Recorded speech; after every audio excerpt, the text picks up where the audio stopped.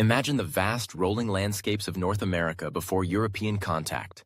Endless forests, sweeping plains, powerful rivers, and towering mountain ranges stretching as far as the eye could see.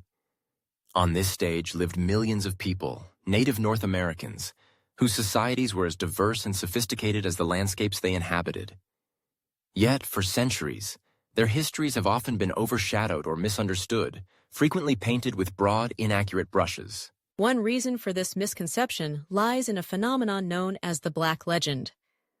Developed during the age of European exploration and colonization, the Black Legend depicted the Spanish as uniquely bloodthirsty and cruel conquerors, relentlessly brutal in their treatment of indigenous peoples.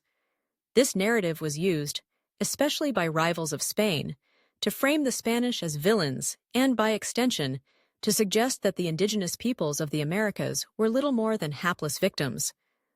While the Spanish conquest was unquestionably violent and exploitative in many ways, this simplistic story obscures the nuances of both Spanish actions and native societies, and it conveniently sidesteps the complicity and crimes of other colonial powers. But let's step away from this fable for a moment and consider, who exactly were the native North Americans before the newcomers from Europe arrived? How did they live, organize, and adapt? And most importantly, were they truly primitive, as some European chroniclers suggested? To start, let's acknowledge the diversity. There was no single North American Indian culture. Instead, there were, and are, hundreds of distinct groups, each with their own languages, beliefs, and ways of life. From the Iroquois Confederacy in the northeastern woodlands, a sophisticated league of several nations bound by common political and cultural threads, to the Mississippian mound builders who constructed intricate earthen monuments. From the Pueblo peoples of the Southwest, whose adobe towns and complex irrigation systems defied the harsh desert, to the nomadic plains tribes who mastered horsemanship and bison hunting. The spectrum of societies was astonishing. Were these people primitive? The very question stems from a misunderstanding of what society, civilization, and progress truly mean. Civilizations are often measured by the presence of cities, writing systems, and monumental architecture, criteria that are essentially shaped by the values and histories of Eurasia. But if we use broader definitions, such as social complexity, technological innovation, and environmental management, it becomes evident that native North American societies were, in their own rights, deeply advanced. Consider the populations. Recent archaeological estimates suggest that there were anywhere from 2 to 18 million people living north of Mexico prior to European contact, depending on how losses to disease are calculated. The cities and towns of the Mississippian culture, such as Cahokia in present-day Illinois, grew to populations of over 20,000, rivaling some of the largest cities in Europe at the same time. Here, fields of maize and beans were carefully cultivated, supporting artisans, spiritual leaders, political elites, and skilled laborers. Massive earthwork mounds dominated the landscape, serving as religious and ceremonial centers. Elsewhere, in the Pacific Northwest, the Tlingit, Haida, and Kwakiutl peoples became masters of their rich environment, constructing longhouses from massive cedar trees, carving enigmatic totem poles, and organizing monumental potlatches, ceremonial feasts emphasizing reciprocity and social rank. These were societies structured around kinship, resource management, and spiritual relationships with the land and its creatures.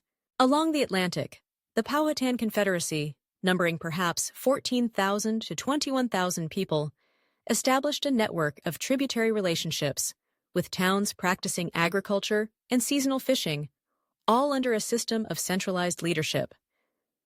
In contrast, the Great Basin's Shoshone and Paiute peoples adopted highly mobile lifestyles, perfectly adapted to the region's challenging climate, making expert use of wild foods and developing complex seasonal migration routes. When we dig into the social fabric of these communities, we find nuance, adaptability, and depth. Native American societies organized themselves in myriad ways. Some were matrilineal, with descent and inheritance passing through mothers rather than fathers, as with the Iroquois. Governance could be decentralized or highly hierarchical. There were systems of councils, chieftaincies, confederacies, and even democratically inspired deliberative processes. Religious practices were rich, rooted in the cycles of the natural world, and infused with meaning given through myth, ritual, and everyday practice. Class systems varied as well. In some societies, such as among the Natchez or the Pacific Northwest tribes, there were clear distinctions between nobles, commoners, and slaves, often marked by birth and reinforced through ritual and ceremony. In other regions, such as with the egalitarian bands of the northern Great Plains, wealth and status were measured more by acts of generosity than accumulation. These differences weren't static. They shifted in response to environmental change, trade, conflict, and innovation. Enter the Spanish. Beginning with the landing of Columbus in 1492 and extending northward through what is today Florida, the Southwest, and as far as present-day California, the Spanish sought to conquer, convert, and colonize the peoples they encountered. Missions, presidios, and settlements sprouted across the landscape, their impacts rippling through native communities. The Spaniards, like other empires, used force, faith, and resource extraction to establish control. Often under the guise of a mission to civilize or save the local population, millions of indigenous North Americans were subjected to systems like the encomienda, which in practice amounted to forced labor and servitude, and suffered from waves of Old World diseases, from smallpox to measles, that devastated native populations, reducing some by as much as 90% within a few generations. However, the story, as always, is more complicated than the legend. Not every Spaniard was a heartless oppressor, nor were all indigenous peoples simply passive victims. There were countless acts of resistance, accommodation, negotiation, and adaptation.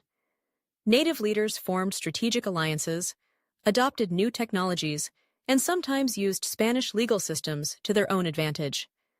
The Pueblo Revolt of 1680 stands out as a remarkable episode of indigenous resistance.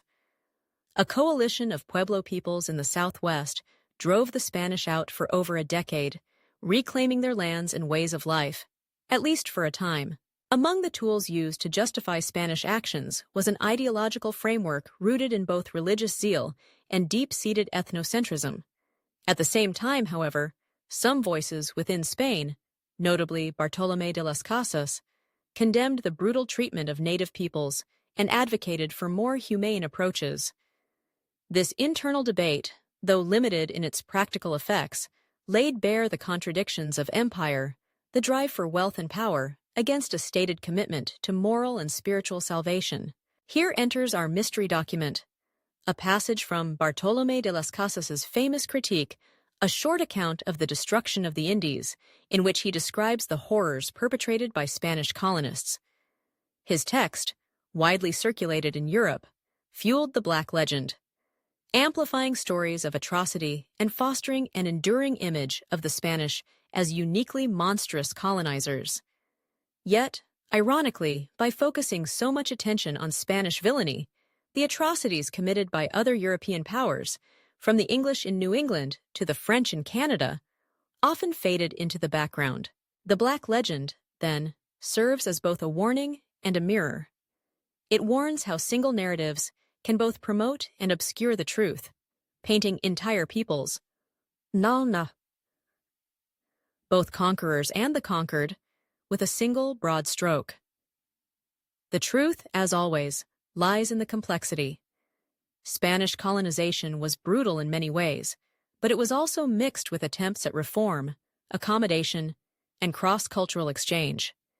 Native peoples were resilient, adaptive, sophisticated, and above all human, neither noble savages nor faceless victims, but people with agency, dreams, and histories of their own.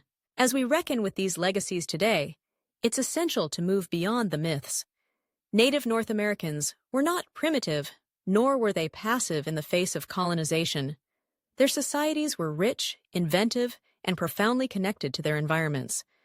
The violence of Spanish colonization was real, but so too were moments of resistance, alliance, and unexpected adaptation.